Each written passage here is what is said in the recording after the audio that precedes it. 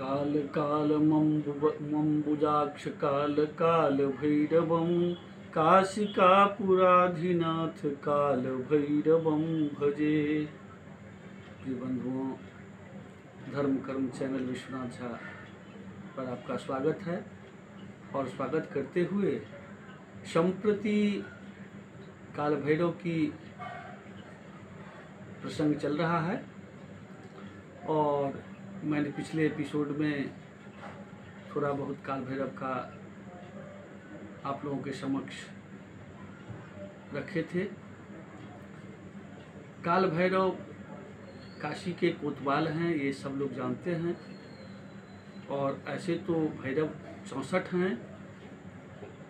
काशी में 8 उनके मुख्य पीठ हैं, वो भी मैं पिछले एपिसोड में आप लोगों को सुना चुका हूँ।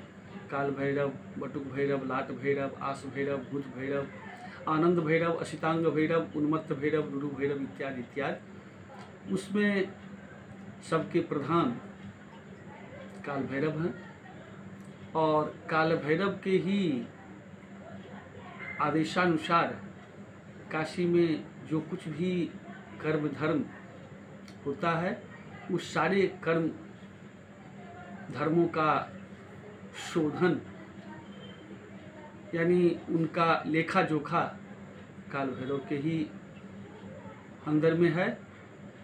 इतना ही नहीं, आप काशी में प्रवेश करेंगे, बिना काल भैरव की अनुमति से आप प्रवेश नहीं कर सकते हैं। और काशी में एक क्षण भी बिना काल भैरव के कृपा से आप नहीं रह सकते हैं। मैं पिछले एपिसोड में भी कहा था कि आज भी जितने प्रशासनिक अधिकारी हैं, वो जब आते हैं काशी में, उनका स्थानांतरण होता है, तो कार्यभार संभालने से पहले निश्चित रूप से काल भैरव का, विश्वनाथ का दर्शन करते हैं और पुनः अपने कार्य को संचालन करते हैं। काल भैरव की पौराणिक कथा भी आप लोगों को के सामने मैं रखना चाहता हूँ। पौराणिक कथा में ये प्रसंग आया है और प्रायः हम लोग भी आपस में जदा कदा इन प्रसंगों को थोड़ा बहुत ये कर लेते हैं कि विष्णु बड़े हैं, कि शिव बड़े हैं, कि ब्रह्मा बड़े हैं।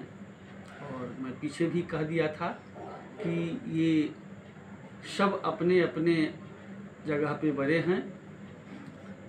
ये निम्नाधिक के हमें या आपको करने की कोई आवश्यकता नहीं है, क्योंकि मैं ये कहा था कि डीएम, सीएम, पीएम यही तो ब्रह्मा विष्णु महेश हैं।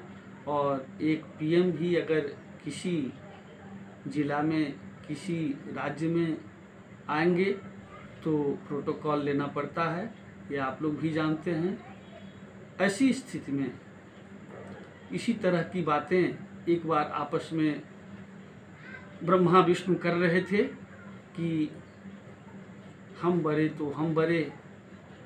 ऐसी स्थिति में भगवान शिव को बड़ा ही आक्रोश हुआ और आक्रोशित होकर के उन्होंने जो स्वरूप बनाए, उस आक्रोश से भैरव का उत्पन्न हुआ। भैरव और बेताल ये दोनों भगवान शिव के ही अंश हैं। रहा ये कि भैरव अपने जिन अंश से उनका प्रादुर्भाव हुआ था, उनकी क्रोध को देखते हुए ब्रह्मा के मुख को उन्होंने भेदन किया। ऐसी स्थिति में उन्हें ब्रह्महत्या जन्य प्रायश्चित लगा और उन प्रायश्चित के कारण वह उनका पीछा करने लगा।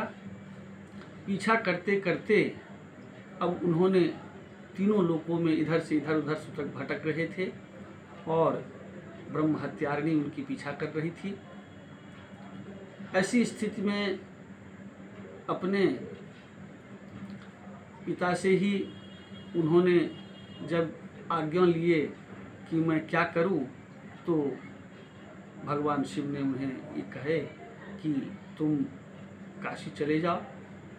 वहाँ मैं वो भी पीछे कह चुका हूँ कि जत्र कुत्र कृतम पापम वाराणस्याम विनश्यति।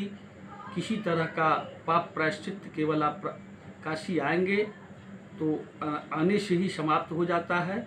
और यही हुआ, जब काल भैरव काशी में प्रवेश किए तो ब्रह्म हत्यारिणी वहीं रुक गई और काशी में आकर के भगवान काल भैरव का स्थान, जो वो भी मैं कह चुका हूँ कि ये विश्वेश्वरगंज के सन्निकट, जिन्हें भैरवनाथ क्षेत्र से भी लोग जानते हैं, वहीं अवस्थित है उनका मंदिर।